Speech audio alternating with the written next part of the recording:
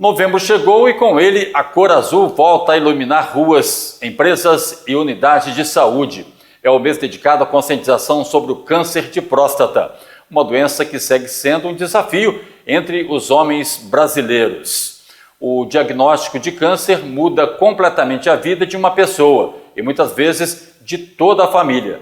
Mas o que muita gente ainda não sabe é que a legislação brasileira garante uma série de direitos e benefícios a quem enfrenta a doença. E para esclarecer essas questões, nós vamos conversar agora com o advogado Dr. Gabriel Tavares. Doutor, seja muito bem-vindo ao TVD Notícias.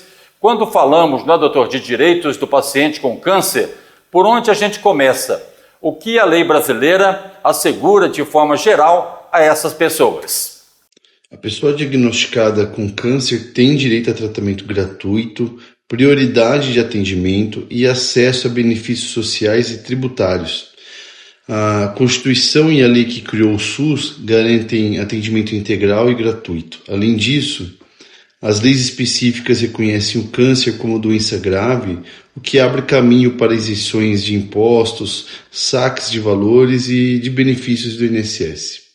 Em relação ao INSS, o paciente com câncer pode solicitar algum benefício com auxílio-doença ou aposentadoria por invalidez? Doutor, e também gostaria que o senhor respondesse para nós quais são os critérios e documentos necessários.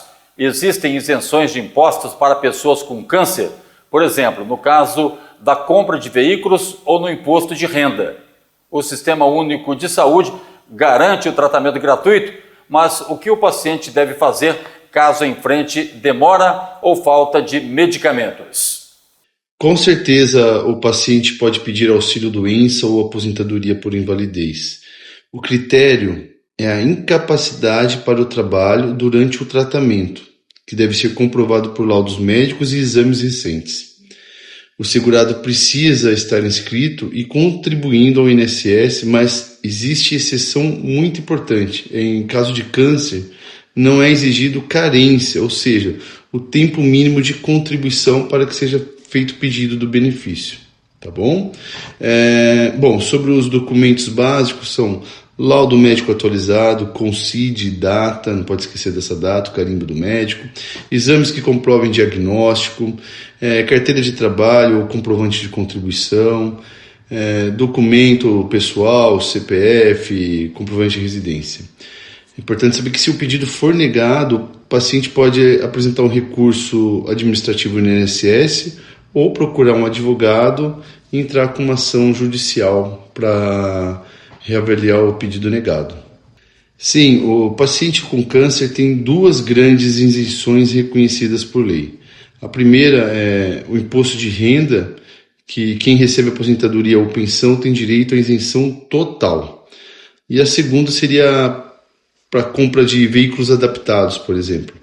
O paciente pode ter isenção de alguns tributos e, se houver uma redução de mobilidade, alguma sequela que justifique o veículo adaptado, ele terá direito com certeza. Tá certo. Doutor, o paciente pode sacar o FGTS e o PIS/PASEP em caso de diagnóstico de câncer? E esse direito se estende também aos familiares ou não? Como é que o senhor vê essa questão? Sim, desde que comprovado o vínculo familiar e o diagnóstico. A nossa legislação ela permite o saque integral do FGTS e do PIS/PASEP quando o trabalhador ou o cônjuge ou filho tiver câncer. Doutor, outra pergunta. Algum benefício, existe na realidade algum benefício relacionado ao transporte público ou transporte interestadual para pacientes em tratamento? Com certeza, o paciente com câncer pode solicitar um passe livre interestadual se estiver em tratamento fora do domicílio e comprovar a baixa renda. Geralmente, nos municípios e estados, há leis locais que também garantem isenção de transporte público urbano para pacientes em tratamento prolongado. Doutor, uma outra dúvida também. Os pacientes oncológicos têm prioridade em filas e processos administrativos? Como que isso funciona na prática? A lei garante atendimento prioritário em órgãos públicos, instituições financeiras, hospitais e serviços de transporte. Também há prioridade na tramitação de processos judiciais e administrativos. Doutor, eu gostaria que o senhor explicasse também quais são as obrigações dos planos de saúde em relação à cobertura de exames de quimioterapia e radioterapia. Os planos de saúde são obrigados a cobrir todo o tratamento oncológico prescrito pelo médico, inclusive quimioterapia oral e a radioterapia moderna. Negar tratamento é ilegal e o STJ já decidiu que o plano de saúde não pode limitar sessões, negar medicamentos de uso domiciliar prescrito ou restringir o tipo de tratamento indicado pelo médico. Doutor, e para encerrar, qual a sua principal orientação para quem acabou de receber o diagnóstico e não sabe por onde começar a buscar pelos seus direitos? O primeiro passo é buscar informação e apoio.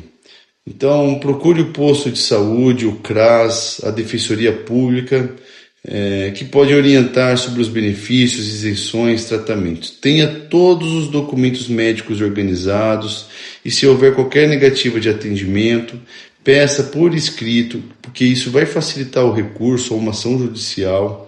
E lembre-se, a lei brasileira protege quem enfrenta o câncer.